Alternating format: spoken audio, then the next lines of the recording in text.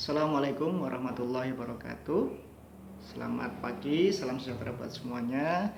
Ketemu lagi dengan saya, Indro Pranoto, salah satu staf pengajar di Departemen Teknik Mesin dan Industri Fakultas Teknik Universitas Gadjah Mada.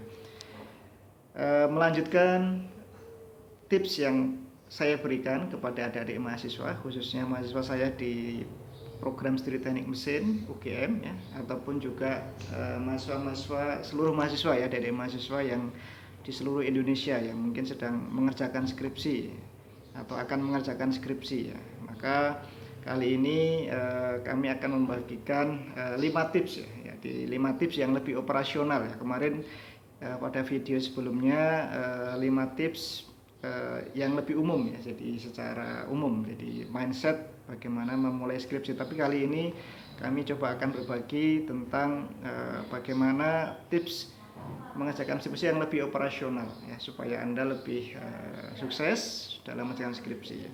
Tips yang pertama, saran saya adalah sediakan waktu khusus. Jadi waktu khusus dalam mengerjakan skripsi. Jadi misalkan Anda bisa meluangkan waktu khusus di pagi hari, misalkan 2 jam di pagi hari setiap hari. Anda meluangkan mungkin setelah Anda berolahraga atau setelah Anda meminum secangkir teh atau kopi ya, Anda luangkan waktu khusus, mungkin sebelum Anda ke kampus dan seterusnya Anda bisa meluangkan waktu khusus. Memang ini berbeda-beda, jadi memang masing-masing orang punya kecenderungan, ada yang freshnya di pagi hari, ataupun justru ada yang mungkin orang yang saya lebih senang atau banyak ide yang datang itu di malam hari. Nah, itu silahkan. Jadi Anda yang terpenting luangkan waktu khusus, mungkin 2-3 jam rutin ya setiap hari sudah cukup. Tapi terus menerus ya dalam waktu 1 semester tersebut ya. Yang kedua, tips yang kedua adalah build up proses. Jadi dalam menyusun skripsi ini adalah build up. Jadi Anda menyusun kecil, sedikit demi sedikit. Nah, kemudian nanti di akhir Anda merangkai semua itu. Jadi tipsnya adalah mungkin Anda bisa menyediakan template ya. Jadi setiap bab folder dan template. Jadi bab 1 sudah disediakan, bab 2 disediakan dan seterusnya. Sehingga nanti ketika Anda misalkan mendapatkan informasi baru, misalkan Anda membaca sebuah jurnal, membaca proceedings atau textbook, maka Anda bisa mendapatkan sebuah intisari dan menambahkan misalkan di bab 2. Atau nanti Anda pada saat melaksanakan eksperimen, Anda membeli atau mendesain sebuah alat ya, maka Anda tambahkan saja di situ info-info yang Anda dapatkan saat itu. Jadi supaya masih hangat ya, update, jadi Anda tambahkan. Nanti di akhir Anda bisa tinggal merangkai. Jadi bab 2, bab 3 dirangkai. Jadi supaya informasi-informasi yang Anda dapatkan tadi supaya nyambung ya, dari satu poin ke poin yang lain. Jadi tapi yang jelas Anda harus rajin ya mengupdate proses, mengupdate materi dari setiap bab yang Anda akan susun ya. Yang ketiga adalah jaga kondisi yang atau jaga lingkungan yang kondusif dalam menyelesaikan skripsi. Jadi ini yang penting juga.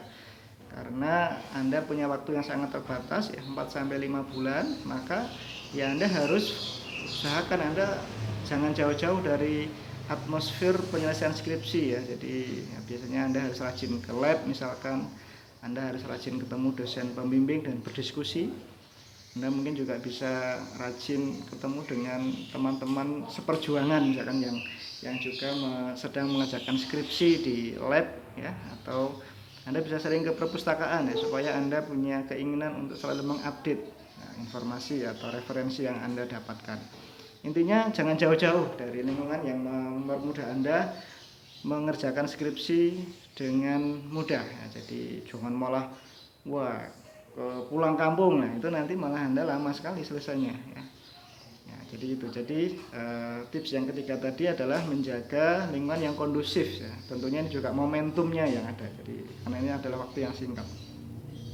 Yang keempat adalah bila diperlukan Anda bisa melakukan break atau sekedar break sebentar dari rutinitas mengerjakan skripsi. Tentunya ya sangat normal ya dalam mengerjakan skripsi ini, kadang-kadang Anda sudah jenuh ya misalkan, kemudian mungkin blank gitu ya, boleh juga Anda mengambil break, tapi jangan lama-lama ya. Jadi misalkan Anda bisa meluangkan 2 sampai 3 hari atau maksimal 1 minggu lah, misalkan Anda mengunjungi keluarga, mengunjungi orang tua, saudara atau teman-teman Anda, atau juga mengunjungi tempat-tempat tertentu yang membuat Anda misalkan